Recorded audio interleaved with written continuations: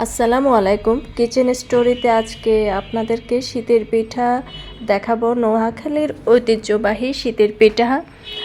এটা হচ্ছে নোয়াখালীতে বলে এটাকে সাইন্না পিঠা, কিন্তু এমনিতে সব জায়গায় বেশিরভাগ মেরা পিঠা বলে। যাই হোক, ইটা পিঠা মেরা পিঠা যে যাই বলে, এটা আজকে বানানোর রেসিপি দেখাবো। প্রথমে আমি পাটালি গুড়কে গলিয়ে নিয়েছি, একটু পানি দিয়ে চুলার উপর গলিয়ে নিয়েছি। এর মধ্যে তেজপাতা, দারচিনি, এলাচি দিয়ে দিয়েছি। এগুলো দিয়ে আমি ভালোভাবে নেড়ে নিব। গুড়গুলাকে একসাথে নেড়ে ভালো করে মিশিয়ে নিব।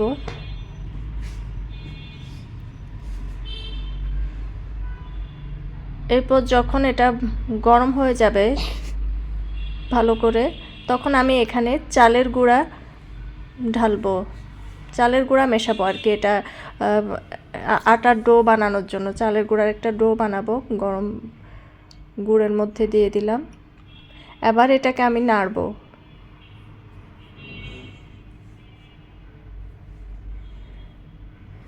এভাবে নাড়তে থাকবে।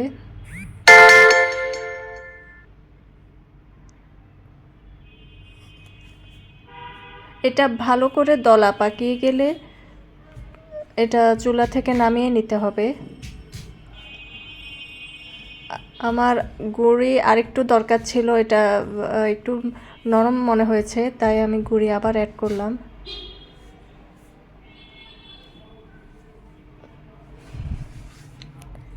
এবার এটাকে ভালো করে নেড়ে নিয়েছি, এখন ঠিক আছে।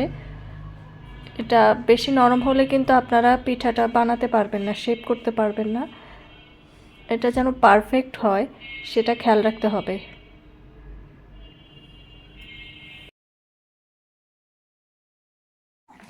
এখন আমি এখান থেকে গরম মশলা মানে তেজপাতা, দারচিনি, এলাচি এগুলো বেছে বেছে ফেলে দিব।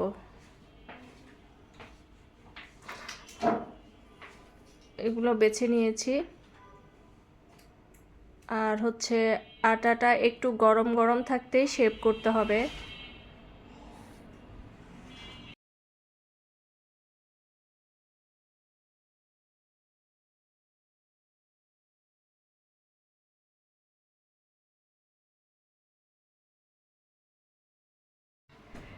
এবার এখানে নারকেল মিশাচ্ছি।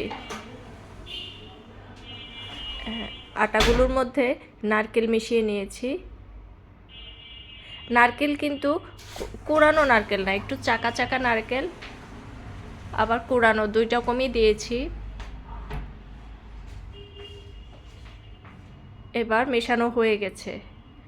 এবার আমি মেশাচ্ছি জিরার গুঁড়া। এটা একটা সুন্দর স্মেল পাওয়া যায়, এটা অবশ্যই দেবেন আপনারা, ভাজা জিরার গুঁড়া। এখন শেপ করব।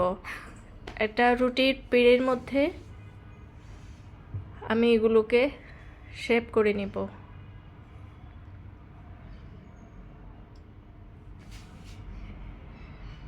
দেখতে পাচ্ছেন আপনারা কিভাবে শেপ করছি। একটু হাতের মধ্যে ঘুরিয়ে ঘুরিয়ে নিতে হবে।